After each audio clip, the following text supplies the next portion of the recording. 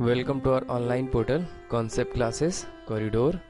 Concept classes corridor के online portal में आप सभी का स्वागत है। This will be third series on Indian army test. Indian army test series पे ये तीसरी सीरीज होगी। इसमें तीसरा टेस्ट पेपर का व्याख्यान होगा जो कि इंडियन आर्मी पे हम चला रहे हैं। इस सीरीज को शुरू करने से पहले एक इम्पॉर्टेंट इंस्ट्रक्शन है। देखिए, आजकल कोविड का समय चल रहा है। कोविड में काफ़ी लोगों की जानें जा रही हैं और कोविड में ये जानें इसलिए जा रही हैं ताकि लोगों को इस डिजीज़ के बारे में, इस बीमारी के बारे में लोगों को ज़्यादा जानकारी नहीं है। अब ये वायरस धीरे धीरे करके हमारे शहरों से गाँव की तरफ जा चुका है। गांव में लोगों को इसके बारे में जानकारी न होने के नाते गांव में डेथ रेट बढ़ रहा है। जैसा कि आप सभी को बता दें, इस बीमारी के लक्षण में सर्दी, खांसी, बुखार तथा डायरिया शामिल हैं। जनरली ये देखा जाता है कि हमारे जो गांव के लोग हैं बुखार या सर्दी खांसी को नॉर्मल समझ के इग्नोर कर देते हैं कि ये नॉर्मल या सीजनल बुखार है। आज के समय में जो भी बुखार, किसी भी तरीके का बुखार आता है तो आप उसे 99% कोविड का ही बुखार मान के चलें। जैसा कि आप सभी को मालूम है कि कोविड के जो वायरस है, कोविड के वायरस का अभी भी हमारे पास जो क्लिनिकल रिसर्च है और क्लिनिकल डेटा है या नॉलेज है काफ़ी सीमित है।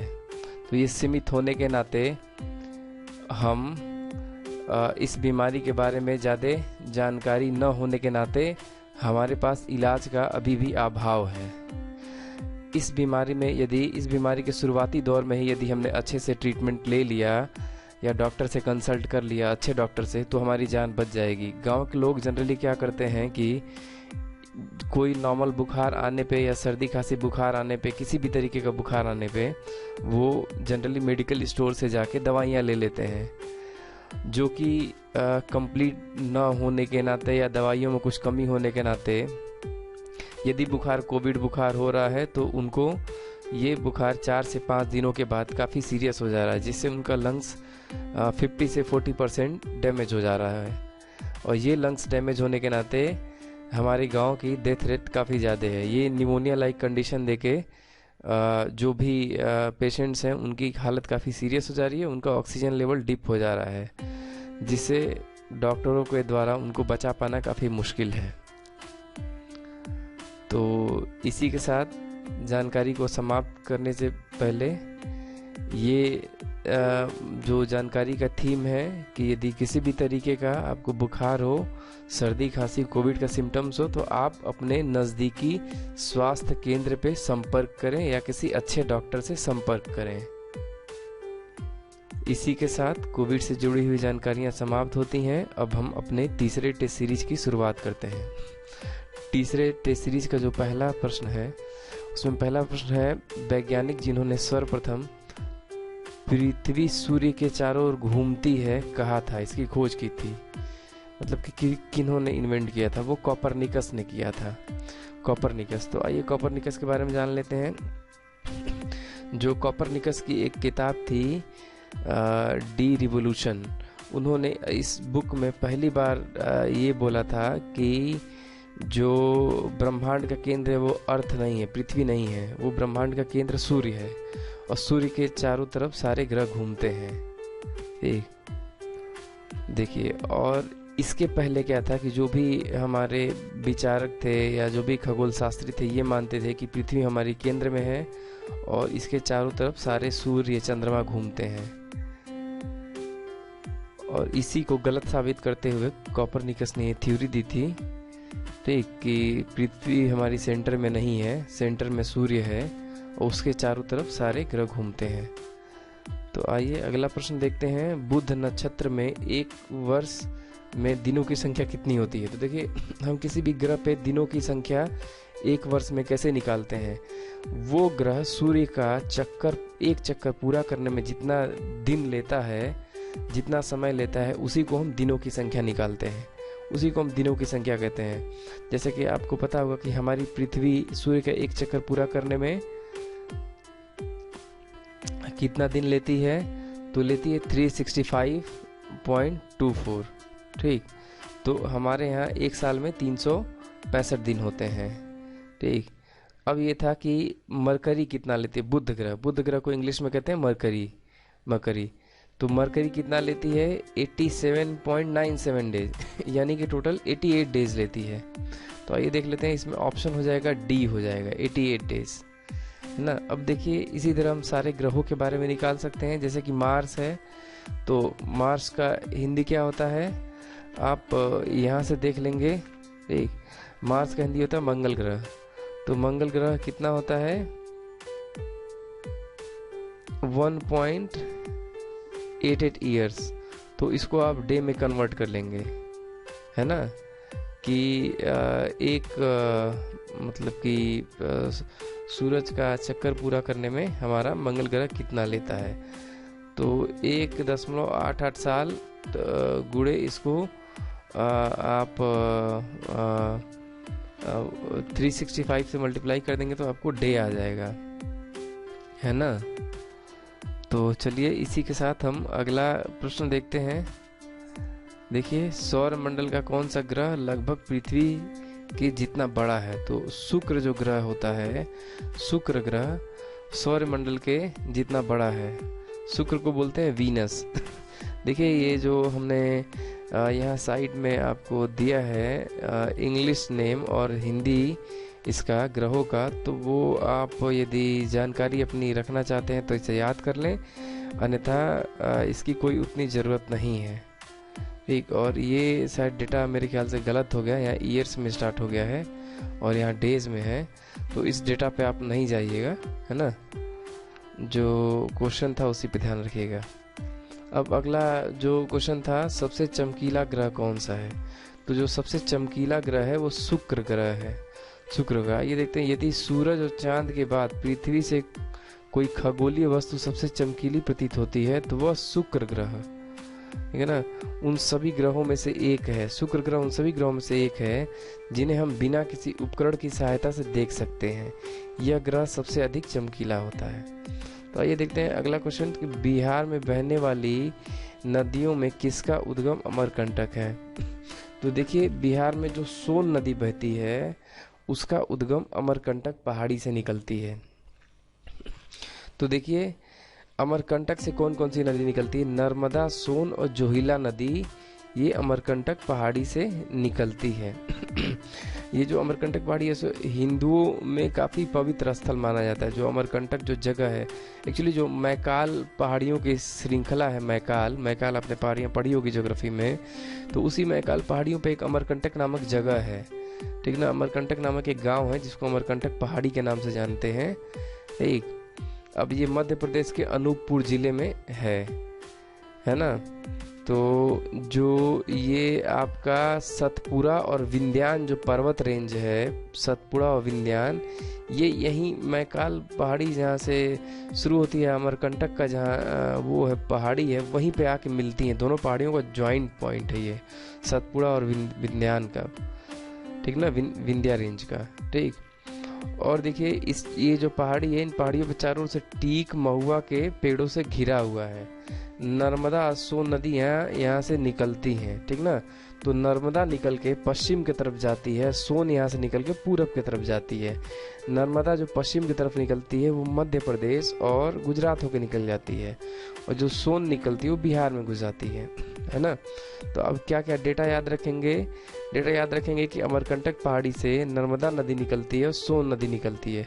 सोन नदी आपकी पूरब की तरफ चली जाती है, पूरब दिशा में, और नर्मदा नदी पश्चिम दिशा में चली जाती है। ये डेटा याद रखिएगा, ठीक। और यदि एक्स्ट्रा डेटा याद रखना चाहते हैं तो ये मैकाल पहाड़ी श्रृंखला है, मैकाल पहाड़ी श्रृंखला पे एक आपका अमरकंटक नामक गांव है, उसी को अमरकंटक पहाड़ी कहते हैं, और ये मध्य प्रदेश ज़िले में है। और ये जो अमरकंटक है यहीं पे सतपुड़ा और विंध्यान जो पर्वत श्रेणियां हैं यहाँ पे मिलती हैं, इन दोनों का इतना याद रख सकते हैं। तो आइए देखते हैं, भारत की निम्न नदियों में से कौन सी नदी डेल्टा नहीं बनाती है। तो देखिए सबसे पहले जानना है कि वो डेल्टा नदी कौन सी बनाती है, डेल्टा कहाँ बनता है। जब नदियाँ हमारी समंदर से मिलती हैं तो समंदर से जब मिलती हैं तो वही जब समंदर से जो उनका मीटिंग पॉइंट होता है तो वहीं पे डेल्टा बनता है या एस्चुरी बनता है। अब ये डिपेंड करता है कि वहाँ की टोपोग्राफी क्या है। टोपोग्राफी मतलब वहाँ की जो भूमि है, जो वहाँ की ज़मीन है, उस ज़मीन का स्ट्रक्चर क्या है, इस पे डिपेंड करता है। यदि वहाँ की ज़मीन काफ़ी नरम होगी और वहाँ मिट्टी नुमा ज़मीन होगी, मतलब कि वहाँ की ज़मीन जब ज़्यादा पथरीली नहीं होगी, जब वहाँ कटान संभव होगा तो वहाँ पे डेल्टा बनेगा, ठीक ना। जैसे मान लीजिए जब नदी आ रही है तो समुद्र से जब नदियाँ मिलती हैं तो धीरे धीरे जैसे जैसे समुद्र की तरफ बढ़ रही है नदी, पहाड़ों से निकलती है, पहाड़ों से नदी निकलेगी, काफ़ी स्पीड रहेगी, फिर नदी क्या होती है, समतल में एंटर करती है। समतल में जैसे नदी एंटर करती है तो नदी का जो स्पीड होता है धीरे धीरे कम हो जाता है। कम होते क्या होता है, नदी जब समंदर की तरफ जाती है तो इसका स्पीड एकदम कम हो जाता है। तो यदि समंदर की तरफ जब समंदर से नदी मिल रही है वहाँ की ज़मीन ज़्यादा कठोर नहीं होगी तो नदी क्या होगी, समंदर से मिलने से पहले कई भागों में ऐसे बट जाएगी, है ना, एक पंजे नुमा एक ब्रांच बना लेगी जिसको हम डेल्टा बोलते हैं, है ना। अब यदि दूसरा केस है, यदि जब जहाँ नदी समंदर से मिलती है वहाँ की ज़मीन यदि काफ़ी कठोर होगी, ठोस ज़मीन होगी, तब नदी क्या होगी कि कई भागों में नहीं बट पाएगी, ठीक है ना, कई ब्रांचेज में नहीं बट पाएगी, क्योंकि वहाँ की ज़मीन काफ़ी ठोस है, और ठोस है तो वो कटान नहीं कर पाएगी, नदी काट नहीं पाएगी, नदी अपना रास्ता नहीं बना पाएगी। काफ़ी ठोस यदि वहाँ की ज़मीन होगी तो नदी सीधा एक ही रास्ते से, एक ही रास्ता जो उसका है उसी रास्ते से आके मिल जाएगी समंदर में, उसी को बोलते हैं एस्चुरी। और जो काफ़ी ज़्यादा ब्रांच बना लेती हैं नदियाँ उसको बोलते हैं डेल्टा। तो आइए देख लेते हैं तो कौन सी नदी भारत में बहने वाली एस्चुरी बनाती है। एस्चुरी को हिंदी में बोलते हैं ज्वार नदमुखी, है ना, और जो डेल्टा होता है उसको डेल्टा ही बोलते हैं। तो देखिए जो ताप्ती नदी है, नर्मदा नदी है, दोनों ज्वार नदमुखी बनाती है, यानी कि एस्चुरी बनाती हैं, क्योंकि ये नदियाँ पथरीली इलाकों से फ्लो करती हैं, पहाड़ी इलाकों से फ्लो करती हैं, पथरीली इलाकों से फ्लो करती हैं। जब तक ये समुद्र में नहीं मिल जाती हैं तब तक ये इनका जो नीचे की टोपोग्राफी है काफ़ी हार्ड होती है, ठीक ना। तो इसमें हो जाएगी ताप्ती नदी, है ना। ताप्ती नदी डेल्टा नहीं बनाती है, ताप्ती नदी एस्चुरी बनाती है, ताप्ती नदी ज्वार नदमुखी बनाती है, ठीक। तो आइए देख लेते हैं अगला क्वेश्चन क्या था, निम्नलिखित में से कौन सी दो नदियां अमरकंटक से उद्गमित हैं। तो अभी देखा है आपने सोन और नर्मदा, दो नदियां अमरकंटक से निकलती हैं, ठीक है ना। निम्नलिखित में से कौन भारत के लेक डिस्ट्रिक्ट के रूप में जाना जाता है। तो देखिए भारत में जो नैनीताल लेक है, अब देखिए इसमें लेक डिस्ट्रिक्ट का मतलब किसी डिस्ट्रिक्ट को हम नहीं कहते हैं लेक डिस्ट्रिक्ट। नैनीताल डिस्ट्रिक्ट में जो नैनीताल लेक है उसको हम लेक डिस्ट्रिक्ट के नाम से जानते हैं, ठीक है ना। तो ये रहा नैनीताल। क्यों जानते हैं, देखिए जो नैनीताल में है, नैनीताल में 4 बड़े बड़े लेक हैं, ठीक ना। उसमें से नैनीताल लेक एक इम्पॉर्टेंट लेक है, ठीक, जिसको हम लेक डिस्ट्रिक्ट के नाम से जानते हैं, ठीक ना। और जो नैनीताल में जो चारों लेक हैं उसमें से एक है आपका नैनीताल लेक, ठीक, दूसरा है सत्तल लेक, भीमताल लेक और नावकुचियाल लेक, है ना, चारों लेक हैं। आप बस ये याद रखिएगा कि लेक डिस्ट्रिक्ट के नाम से जो लेक है वो नैनीताल में है ना, जिसे नैनीताल लेक ही उसका नाम है। तो ये देखते हैं नागिन झील किस राज्य में है। तो नागिन झील आपकी जम्मू कश्मीर में है, जम्मू कश्मीर के श्रीनगर शहर में डल झील से 6 किलोमीटर की दूरी पे है, इतना ध्यान रखिएगा। नागिन झील जो है जम्मू कश्मीर में, बस याद रखिएगा। लोकटक क्या है, तो लोकटक एक झील है, लोकटक झील है ना, नदी नहीं है, ना ही पर्वतमाला है, ना ही घाटी है, जिसमें तैरता हुआ आइलैंड है, ठीक ना, उस झील में तैरता हुआ आइलैंड है इंडिया में, और ये मणिपुर में है लोकटक, ठीक। अब 1857 ईस्वी में विद्रोह में कानपुर में क्रांतिकारियों का नेता कौन था? तो 1857 में जो कानपुर में विद्रोह हुआ था, अब उसमें जो क्रांतिकारियों का जो नेता था वो तात्या टोपे थे, ठीक ना। अब हम आइए दिखा देते हैं यहाँ पे जो आपके कई सारे आपके ये ऑप्शन दिए गए हैं। इसमें तात्या टोपे भी थे और नाना साहब भी थे, इसमें दोनों दिया है, ठीक है ना, अलग अलग दिया। आइए देख लेते हैं कौन सा नेता कहाँ कहाँ लड़ा था। तो दिल्ली से जो थे, दिल्ली से बहादुर शाह जफर सेकेंड और जनरल बख्त खान थे, ठीक। और लखनऊ से थे बेगम हजरत महल, ब्रजेश कादिर एंड अहमदुल्ला, ठीक। कानपुर से थे नाना साहब, राव साहेब, तात्या टोपे, अजीमुल्ला खान, ठीक। अब देखिए जो ऑप्शन था आपका, क्वेश्चन था, उसमें नाना साहब और तात्या टोपे दोनों का नाम दिया है, तो दोनों हो जाएंगे। ऐसे क्वेश्चन में ऐसा नहीं देना चाहिए था, ठीक। तो अब देखिए झांसी से रानी लक्ष्मीबाई सभी जानते हैं, बिहार से कुंवर सिंह और अमर सिंह, राजस्थान से जय दयाल सिंह और हरदयाल सिंह, फर्रुखाबाद से तुफजल हसन खान और आसाम से कंदा परवेश्वर सिंह एंड मनीराम दत्त बौरह, ठीक। और ओडिशा से सुरेंद्र शाही और उज्जवल शाही, ठीक। ये आप एक बार डेटा पढ़ लीजिएगा। याद जो करने वाला है ये आपका दिल्ली है, लखनऊ है, कानपुर है, बिहार है। ये तीनों याद रखिएगा, दिल्ली, लखनऊ, कानपुर और बिहार, चारों याद रखिएगा ये, ठीक। अब देखिए पवन के वेग का मापन किस यंत्र से होता है? तो पवन के वेग का मापन अनीमोमीटर से होता है। ये फैक्चुअल क्वेश्चन है, इसको ऐसे ही पढ़ देंगे। पंजाब में कूका विद्रोह किसके समय हुआ था? तो पंजाब में कूका विद्रोह सर जॉन लॉरेंस के समय हुआ था। देखिए कूका विद्रोह के बारे में थोड़ा जान लेते हैं। ये कूका विद्रोह जब शुरू हुआ था तो ये धार्मिक आंदोलन के रूप में शुरू हुआ था, और जो सिख सेक्ट है हमारे यहाँ का, सिख धर्म है, उसमें बुराइयां ना आ जाएं, उसमें कुरीतियां ना आ जाएं, उसको दूर करने के लिए हुआ था। अब धीरे धीरे धीरे ये राजनीतिक रूप ले लिया इस विद्रोह ने, ठीक है ना। तो आइए देख लेते हैं, पढ़ लेते हैं कूका विद्रोह के बारे में। कूका विद्रोह की शुरुआत पंजाब में 1860 से 1870 ईस्वी में एक धार्मिक आंदोलन के रूप में हुई थी। धीरे धीरे यह विद्रोह राजनीतिक विद्रोह के रूप में परिवर्तित हो गया।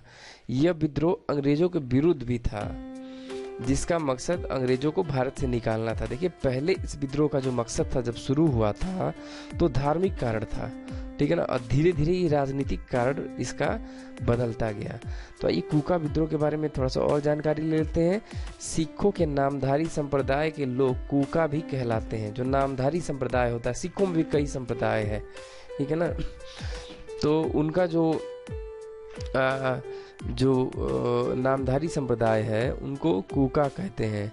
इन्हीं के द्वारा कूका विद्रोह को शुरू किया गया था। कूका आंदोलन की शुरुआत भगत जवाहर मल सियान साहब, जिनको कहा जाता है, उनके शिष्य बालक सिंह और राम सिंह के द्वारा पश्चिमी पंजाब में की गई थी, ठीक ना। बालक सिंह और राम सिंह के द्वारा उन्हें पूरे पंजाब को 22 जिलों में बांटा था, ठीक। इतना ट्रिवियल फैक्ट में जाने की जरूरत नहीं है। इतना जैसे जो आर्मी के लड़के हैं, आर्मी के जो बच्चे हैं, इतना डिफिकल्ट हिस्ट्री नहीं पूछता है, बस जानकारी के लिए आपको बताया जा रहा है।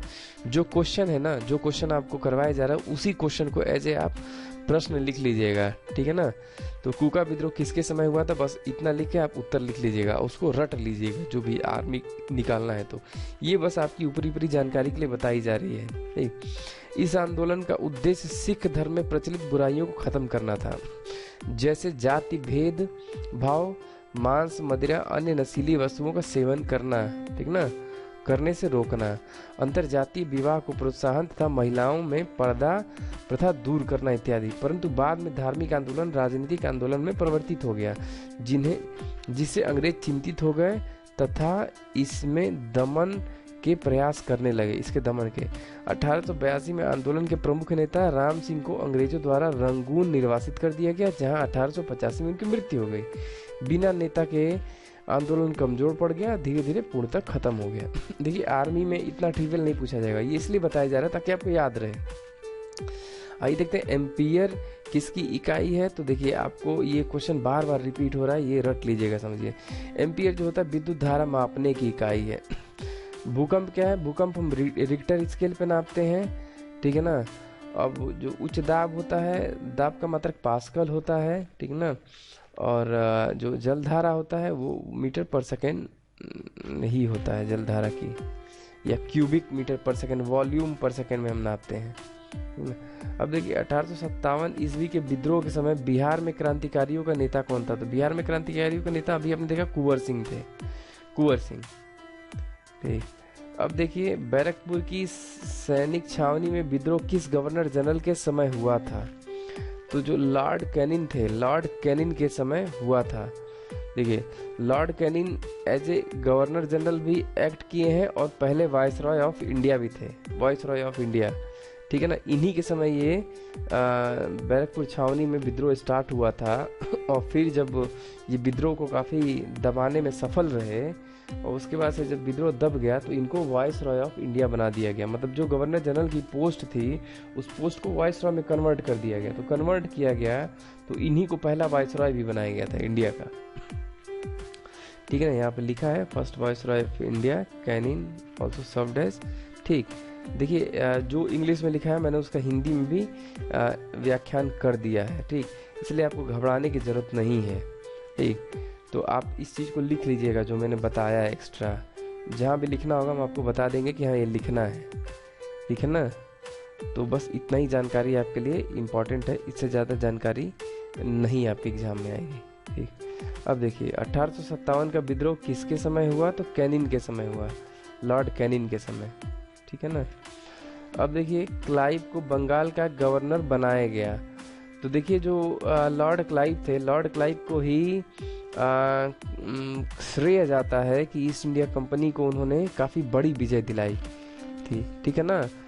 जो लॉर्ड क्लाइव को भारत में अंग्रेजी शासन का जन्मदाता माना जाता है। क्यों माना जाता है? तो जो बैटल ऑफ आपका बक्सर हुआ था, ठीक है ना, तो उन्होंने इसमें बहुत बड़ी रोल निभाई थी और जिससे कंपनी को एक धीरे धीरे एक रूट मिल गया था बंगाल जीतने के बाद से और प्लासी जीतने के बाद से।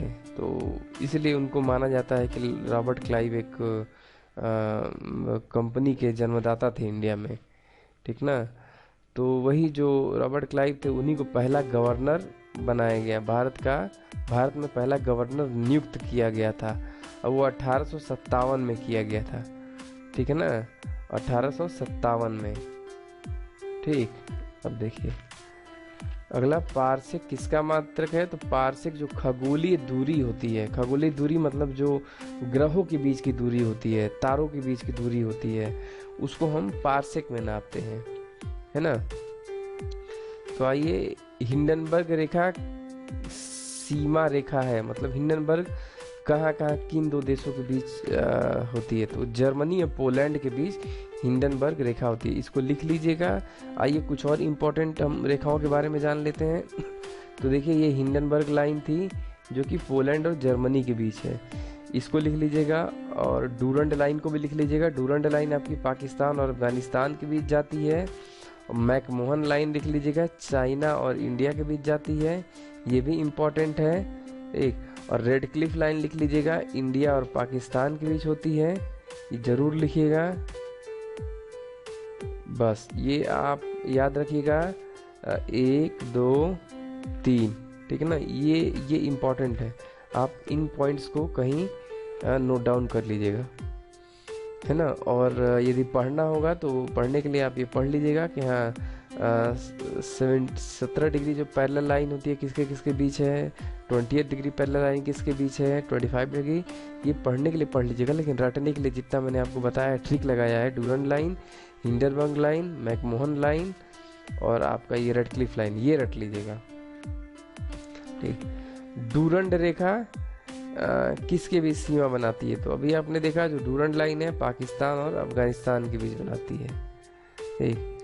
तो ये है अफगानिस्तान और पाकिस्तान, सी ऑप्शन। अगला देखते हैं, पोषक जो शरीर की वृद्धि और अनुरक्षण के लिए आवश्यक है। तो देखिए जो आपका प्रोटीन होता है, प्रोटीन वो शरीर की वृद्धि और अनुरक्षण के लिए काफ़ी आवश्यक होता है, जो प्रोटीन, ठीक ना, प्रोटीन, ठीक ना। अब देखिए कार्बोहाइड्रेट क्या होता है, कार्बोहाइड्रेट तथा फैट को वसा कहते हैं। हमारे शरीर में मुख्य रूप से ऊर्जा प्रदान करता है, कार्बोहाइड्रेट और वसा ऊर्जा प्रदान करते हैं। अब प्रोटीन हमारे शरीर में वृद्धि और अनुरक्षण के लिए आवश्यक होता है, ठीक ना। अब देखिए, चलिए अब अगला क्वेश्चन, वह खनिज जो अस्थियों के लिए आवश्यक है। तो खनिज जो अस्थियों के लिए आवश्यक है वो है कैल्शियम। और जो विटामिन पूछेगा तो विटामिन में विटामिन डी, वह विटामिन जो हमारी अच्छी दृष्टि के लिए आवश्यक है तो विटामिन ए होता है, अच्छी दृष्टि के लिए आवश्यक। अब देखिए ब्रिटिश ईस्ट इंडिया कंपनी की स्थापना कब हुई थी। तो ब्रिटिश ईस्ट इंडिया कंपनी की स्थापना 1600 में हुई थी, सन 1600 में हुई थी। अब फ्रेंच ईस्ट इंडिया कंपनी की स्थापना कब हुई थी। 1664 में हुई थी फ्रेंच ईस्ट इंडिया कंपनी की स्थापना। अब डच ईस्ट इंडिया कंपनी की स्थापना कब हुई थी। तो डच की 1602 में हुई थी। अब देखिए वायुसेना के प्रशिक्षण कमांड का मुख्यालय कहाँ है। तो वायुसेना training command, Indian air force training command का है जो मुख्यालय है वो बेंगलुरु में है। अब देखिए भारतीय वायुसेना का उच्चतम रैंक कौन सा है। तो भारतीय वायुसेना का जो उच्चतम रैंक है वो एयर चीफ मार्शल है, ठीक। अब देखिए भारतीय वायुसेना दिवस कब मनाया जाता है। भारतीय वायुसेना दिवस 8 अक्टूबर को मनाया जाता है, 8 अक्टूबर। ये जो मनाना स्टार्ट हुआ था तो 8 अक्टूबर 1932 में जब वायुसेना की जब स्थापना हुई थी, उसी स्थापना दिवस को सेलिब्रेट करने के लिए 8 अक्टूबर को हर साल मनाया जाता है। भारतीय वायुसेना अकादमी कहाँ है। तो भारतीय वायुसेना अकादमी हैदराबाद में है, Indian air force academy. Indian navy academy कहाँ पे है। तो इंडियन नेवी एकेडमी आपका, देखिए ये क्वेश्चन गलत है। इंडियन नेवी जो एकेडमी है एजीमाला में है, ठीक है ना। और जो आपका एजीमाला है, एजीमाला आपका केरला में है, केरला के कन्नूर जिले में है, कन्नूर जिले में है, केरला के कन्नूर जिले में, कोचीन में नहीं है। ये क्वेश्चन गलत है। वो एजीमाला में है, एजीमाला में, वो भी एजीमाला कहाँ है आपका, कन्नूर डिस्ट्रिक्ट में है, ठीक। और आइए देख लेते हैं बाई मैप। तो ये रहा आपका कन्नूर डिस्ट्रिक्ट, कन्नूर, ये आपका केरला का मैप रहा। और ये आपका एर्नाकुलम, एर्नाकुलम आपका कोचीन जो है वो एर्नाकुलम में है, एर्नाकुलम में। कोचीन जो यहाँ ऑप्शन दिया था, यहाँ पे जो कोचीन दिया था, ये कोचीन आपका एर्नाकुलम में है, ठीक। तो यहाँ कोचीन में आपका मुख्यालय नहीं है। जो इंडियन नेवी का मुख्यालय है वो एजीमाला में है, एजीमाला, ठीक ना, एजीमाला लिख लीजिएगा, ठीक। और उसके बाद से एजीमाला आपका कन्नूर डिस्ट्रिक्ट यहाँ पे है, ठीक। चलिए देखते हैं, एक आयत की लंबाई 15 सेंटीमीटर है, चौड़ाई 10 सेंटीमीटर, तो उसका क्षेत्रफल क्या होगा। तो आयत का क्षेत्रफल इक्वल टू होता है लंबाई गुणे चौड़ाई, तो 150 सेंटीमीटर स्क्वायर होगा। 10 गुणे 15 इक्वल टू, देखिए यदि एक साइकिल सवार 15 घंटे में 750 किलोमीटर की दूरी तय करता है तो उसकी औसत चाल कितनी है। तो फार्मूला क्या होता है, चाल बराबर दूरी बटा समय। तो दूरी क्या है 750 किलोमीटर, ठीक। और चाल क्या है 15, तो 15 पचे 75, यानी कि 50 किलोमीटर पर घंटा, ऑप्शन सी। और 35 है, महेश किसी कार्य को समाप्त करने में 15 दिन का समय लेता है तो वह एक दिन में कितना काम करेगा। तो देखिए यदि 15 दिन में काम का पूरा कर लेता है, एक हिस्सा कर लेता है, ठीक ना, तो एक दिन में उस काम का कितना हिस्सा करेगा, 1/15 हो गया ना। एक दिन में काम का हिस्सा 1/15, 2 दिन में 2/15, 3 दिन में 3/15, 4 दिन में 4/15, ठीक ना, ऐसे होगा। तो आइए 500 रुपया का जो वार्षिक ब्याज की दर से 2 वर्षों में साधारण ब्याज क्या होगी। तो अब देखिए इसमें क्या है कि 500 रुपया का क्या 4% वार्षिक ब्याज की दर से 2 वर्षों में साधारण ब्याज क्या होगी। तो इसमें साधारण ब्याज पूछा है, तो साधारण ब्याज का फार्मूला हम जानते हैं, साधारण ब्याज इक्वल टू मूलधन गुणे दर गुणे समय बटा 100 होता है, ठीक ना। इसमें मूलधन दिया है 500, इसी 500 को यदि हम 2 साल के लिए 4% के ब्याज पे रखेंगे तो ब्याज हमें कितना मिलेगा, यही पूछ रहा है। तो इन सभी को रख लीजिए, यहाँ पे 500 रखिए, यहाँ पे 4 रखिए, यहाँ पे 2 रखिए, तो कुल मिला के कितना मिलेगा, 40 रुपये मिलेगा। गुणा कर लीजिए सभी का, 100 से भाग दे दीजिए। तो ये यदि यहाँ 500 रखते हैं, 500 और ये गुणे 4, ठीक ना, और ये गुणे 2, ठीक, और अपॉन 100। देखिए अभी हमारे पास पेन टैब नहीं है इसलिए ऐसा राइटिंग हो रहा है। तो ये 100 से ये 2 जीरो कट गया, ठीक ना, और 4 दूना 8 पचे 40, तो 40 रुपया हो गया सीधे, 40 रुपये ब्याज मिलेगा। कोई धन कितने प्रतिशत ब्याज की दर से 3 वर्षों में 7 गुना हो जाएगा। तो देखिए वही फार्मूला है इसमें, साधारण ब्याज मूलधन, साधारण ब्याज इक्वल टू मूलधन गुणे दर गुणे समय बटा 100। अब देखिए यहाँ पे हमारा धन का बोला है 7 गुना हो जाएगा, ठीक ना। तो अब हम निकाल लेंगे इसमें क्या क्या जानकारी दी है, पहले वो देख लेंगे। 7 गुना का मतलब, पहले मान लीजिए हमारा पहला धन P था, तो ये कह रहा है कि 7P हो जाए, ठीक ना, 7P हो जाए। तो अब कितना ज़्यादा बढ़ा है, हमें कितना ब्याज मिला है, तो 6P का ब्याज मिला है ना, ठीक ना, 6P का ब्याज मिला है ना। यानी कि हम जो जितना हुआ है 7P माइनस P कर देंगे 6P, यानी कि हमें 6P का ब्याज मिल रहा है। तो हमें ब्याज आ गया यहाँ पे साधारण ब्याज, ठीक। अब मूलधन क्या है, P है, हमें दर निकालना है, गुणे समय दिया है 3 वर्ष में, अपन 100 कर देंगे। तो यदि इसको हम निकालेंगे तो P से P कट गया, ठीक ना, 3 से ये 6 कट जाएगा 2 बार में, 100 से मल्टीप्लाई हो जाएगा 200%। 200% यदि ब्याज की दर से लगाएंगे तब जाके ये हमारा 7 गुना होगा 3 साल में। 80 रुपये की किस वस्तु को 100 रुपये में बेचने पर प्रतिशत लाभ क्या होगा। देखिए 80 रुपये की वस्तु थी, यानी कि दुकानदार ने उसे 80 रुपये में खरीदा है। तो दुकानदार को 80 रुपये पे यदि 20 रुपया मिलता है, 80 रुपये लगाने पे यदि 20 रुपया मिलता है, तो उसे कितने का लाभ होगा, 20 रुपये का ही प्रॉफिट मिलता है ना। 100 माइनस 80 इक्वल टू 20 ही होगा ना, 20 का ही प्रॉफिट मिलता है ना। तो दुकानदार 80 रुपया लगाता है तो उसे 20 रुपया प्रॉफिट मिलता है। तो क्या हो जाएगा, परसेंटेज लाभ बराबर क्या हो जाएगा, रुपये में लाभ अपॉन 80 जितना वो लगाया है गुणे 100, 25% हो जाएगा सीधा उत्तर। अब देखिए क्या है, यदि राम के पास श्याम से 25 अधिक रुपए है तो श्याम के पास राम से कितना प्रतिशत कम होगा। अब देखिए मान लिया श्याम के पास 100 है, ठीक है ना, तो राम के पास यदि श्याम से 25% अधिक है, ठीक ना, श्याम का 25% अधिक है, तो श्याम का 25%, श्याम के पास 100 है तो 100 का 25 कितना हो जाएगा, 25 हो जाएगा, 25 रुपये। तो राम के पास कितना है, 125 रुपये है, ठीक है ना, 125 रुपये। तो अब देखिए ये पूछ रहा है कि श्याम के पास राम से कितना परसेंट कम है, राम से कितना, राम से कंपेयर कर रहा है, ठीक ना। जिसके बाद से आएगा वही इसके नीचे रहेगा, ठीक ना, वही प्रतिशत में नीचे रहेगा, ठीक, ये ध्यान रखिएगा।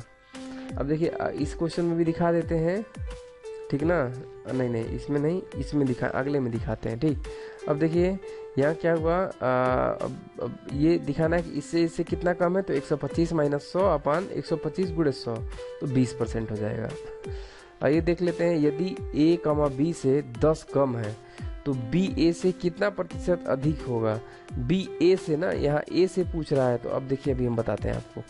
तो A B से 10% कम है, A B से 10% कम है, तो मान लीजिए हम B को 100 मान लेते हैं, ठीक ना। तो A कितना होगा, B का 10%, तो B का 10% 10 होता है, ठीक। अब A क्या है, B से 10% कम है, तो B से 100 माइनस 10 कर देंगे, ठीक ना, 100 का 10% घटा देंगे तो 90 आ जाएगा, ठीक। तो अब देखिए अब पूछ रहा है कि B A से कितना परसेंट कम है, यानी कि B A से, यानी कि A को यहाँ हम नीचे रखेंगे, A के बाद से आया ना तो A के नीचे रखेंगे, और 100 माइनस 90 इंटू 100, तो ये हो जाएगा आपका ये 10 गुणे 100 यानी कि 1000 अपान 90, ठीक ना, तो 100/9 हो जाएगा। इसमें ऑप्शन में नहीं दिया है, ये कर लीजिएगा आप लोग खुद ही, ठीक ना। यदि राम और श्याम के पास क्रमशः 10,000 और 15,000 है तो दोनों का अनुपात कितना होगा। तो कर लीजिए 10,000 और अपान 15,000, तो 10/15, तो 10/15 का अनुपात आप देख लीजिए कितना आएगा, ठीक है ना। 2 पचे 10 और 5 3 15, 2 सही 3, बी ऑप्शन हो जाएगा। आइए देखते हैं 2 4 8 और 16 का लघुत्तम समावर्त आप खुद निकालिएगा। वर्गमूल देखिए क्या है, मान लीजिए आपको वर्गमूल देखना है कि वर्गमूल कैसे निकालते हैं। अब इतनी लंबी दी हुई है तो आप वर्गमूल थोड़ी निकाल जाएंगे। वर्गमूल मतलब होता है कि कौन सी ऐसी संख्या का हम स्क्वायर करें कि ये आ जाए, ठीक ना। तो अब मानिए कि इस संख्या का स्क्वायर करेंगे। अब हमें ट्रिक बताते हैं कैसे होता है, ठीक। अब हम देखेंगे, मान लीजिए इस संख्या के लास्ट में क्या है, 6 है ना। तो अब देखिए मान लीजिए अब क्या होता है, यदि हम इस संख्या का स्क्वायर करेंगे 316 का, तो लास्ट में 6 मिलेगा, 6 के 36, ठीक ना। 6 मिल रहा है ना, ठीक। और इसमें भी 6 है। तो मान लीजिए हम इसका करते हैं, इसका स्क्वायर करते हैं, तो गुणा करेंगे जब 310 गुणे 310, तो लास्ट में तो इसको 0 मिलेगा हमेशा। अब ये देखिए इसका जब करेंगे 314 का, तो 4 चौको 16। अब देखिए इसके में भी 6 मिल रहा है, इसके में भी 6 मिल रहा है, ठीक। और जब इसका करेंगे तो देखिए अब इसका जो होगा 2 दूना 4, तो इसके में 4 मिल रहा है। तो देखिए हमारे पास 2 ऑप्शन हो गया ना, तो दोनों में से किसी एक को मल्टीप्लाई करके देख लेंगे कि कितना आ रहा है, वही हमारा आंसर हो जाएगा, ठीक है ना। यदि इस तरह से निकालना है तो, ठीक। तो वैसे जो आपका आंसर होगा ये होगा डी वाला। तो ये देखते हैं घनमूल क्या होगा। तो घनमूल में भी वही हम ट्रिक निकालेंगे, ठीक। अब घनमूल में 3 बारी मल्टीप्लाई करके देखेंगे कौन सा आ रहा है, तो वो हमें निकल जाएगा। घनमूल, वर्गमूल और लघुत्तम समावर्त, महत्तम समावर्त बहुत आसान है, आप खुद ही निकालिएगा। अब देखिए ये जो है ये भी एक तरह का आसानी है, लेकिन बता देते हैं। 5 सही 2/3 है या 4 सही 1/3 है, तो इनको सॉल्व करना है। यदि इसको हम सॉल्व करेंगे इस वाले को, तो ये हो जाएगा 5 सही 2/3, तो 3 पचे 15, 2 17, 17/3 हो जाएगा, ठीक ना। अब प्लस, ठीक, ये क्या है 4 सही 1/3, तो 3 चौको 12, 1 13, 13/3, ठीक ना। तो ये कितना हो जाएगा 30/3, ठीक ना। 30/3, तो ये हो जाएगा 10, उत्तर आ गया सी। आइए देख लेते हैं। अब देखिए इसमें क्या है, वही का को पहले काटिए, का पीछे 2 भाग, गुणा करो धन जोड़ के, ऋण को 2 घटाए वाली बात आएगी। तो जब इसको सॉल्व करेंगे आप, तो इसका आंसर A1 आएगा। ये देखते हैं इसमें भी वही ट्रिक है। 11 सही 2/5 और 6 सही 1/3, बटे को आप भाग देना है, ठीक है ना। तो आप उसको दे लीजिएगा, हम यहाँ बता देते हैं। 11 पचे 55, 2 57/5, 57/5, और एक बड़े में 6 3 18, 19/3 ना। तो ये हो जाएगा आपका 57 गुणे 3 अपान 19 गुणे 5। ये आप सॉल्व कर लेंगे तो आपको आंसर आ जाएगा, है ना। आइए देखते हैं किसे अंतिम महान पेशवा कहा जाता है। तो देखिए ऐसा क्वेश्चन थोड़ा डिफिकल्ट होता है, ठीक, लेकिन आंसर में जो आ रहा है वो माधवराव आ रहा है। तो माधवराव याद रख लीजिएगा कॉपी में कि माधवराव को अंतिम महान पेशवा कहा जाता है, क्योंकि इन्होंने अपने समय में राज्य को काफ़ी कंट्रोल करके रखा था और काफ़ी प्रोग्रेस कराया था स्टेट का, ठीक। अब देखिए तृतीय आंग्ल मराठा युद्ध 1817 से 1818 के दौरान हुई अंतिम संधि थी।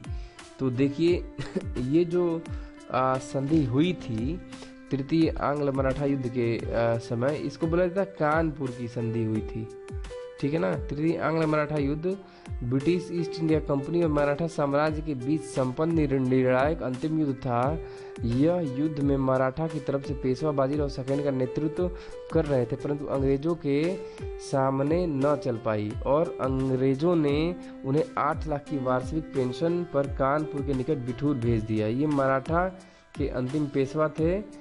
उस समय लॉर्ड हार्डिंग बंगाल के गवर्नर जनरल थे, ठीक है ना। ये याद रख लीजिएगा कि बंगाल का गवर्नर जनरल कौन था, तो लॉर्ड हार्डिंग थे उस समय जब तृतीय आंग्ल मराठा युद्ध हुआ था। कॉपी में लिख लीजिएगा, ठीक ना।